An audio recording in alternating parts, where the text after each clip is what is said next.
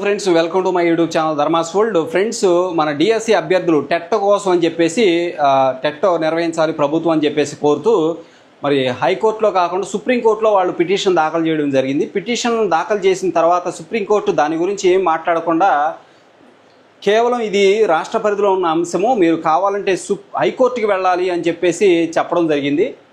మీరు ఇక్కడ గమనించవచ్చు, టెట్ స్కోర్ లేకుండా డిఎస్సికి అనుమతించాలని పిటిషన్ను డిస్మిస్ చేసిన సుప్రీంకోర్టులో ఏదైతే ఈ యొక్క పిటిషన్ వేయడం జరిగిందో దానికి సంబంధించినటువంటి న్యూస్ ఇది.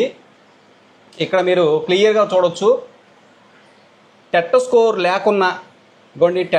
లేకున్నా ఏపీలో నిర్వహిస్తున్న డిఎస్సి 2025 రాసేందుకు అనుమతించాలని కోరుతూ 6 అభ్యర్థులు దాఖలు చేసిన రిట్ పిటిషన్ను సుప్రీంకోర్టు డిస్మిస్ చేసింది. కొట్టేలేదు, డిస్మిస్ చేసింది. ఈ మేరకు శుక్రవారం జస్టిస్ దీపాంకర్ దత్తా అలాగే జస్టిస్ కె వినోద్ చంద్రలతో కూడిన ధర్మాసనం ఉత్తర్వులు జారీ చేసింది. టీచర్ల నియామకం కోసం డిఎస్సి నిర్వహణకు రాష్ట్ర ప్రభుత్వం ఏప్రిల్ 20న నోటిఫికేషన్ జారీ చేసింది.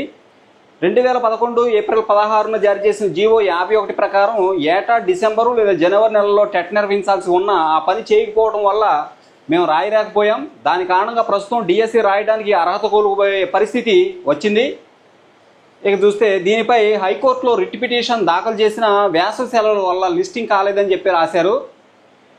ఓకే, దీనిపై హైకోర్టులో రిట్ పిటిషన్ దాఖలు చేసిన వేసవి సెలవుల వల్ల లిస్టింగ్ కాలేదని, అందుకే సుప్రీంకోర్టును ఆశ్రయించాల్సి వచ్చిందని, ఆర్టికల్ 32 కింద ఉన్న విశేషాధికారాలను ఉపయోగించి డిఎస్సి 2025 లోపే టెట్ నిర్వహించేలా రాష్ట్ర ప్రభుత్వాన్ని ఆదేశించాలని, లేకపోతే టెట్ స్కోర్ లేకపోయినా డిఎస్సి రాసేందుకు అవకాశం కల్పించాలని కోరడం జరిగింది.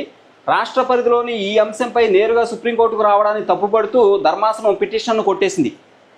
అవసరమైతే హైకోర్టుకు వెళ్లాలని సూచించింది. ఇది మొత్తం మీద హైకోర్టుకు వెళ్లాలని సూచించింది, కానీ దాని మీద మరి ఎటువంటి నిర్ణయాన్ని అయితే వెలుబుచ్చకుండా హైకోర్టుకు వెళ్ళాలని మాత్రమే చెప్పడం జరిగింది. Thank you so much for watching me.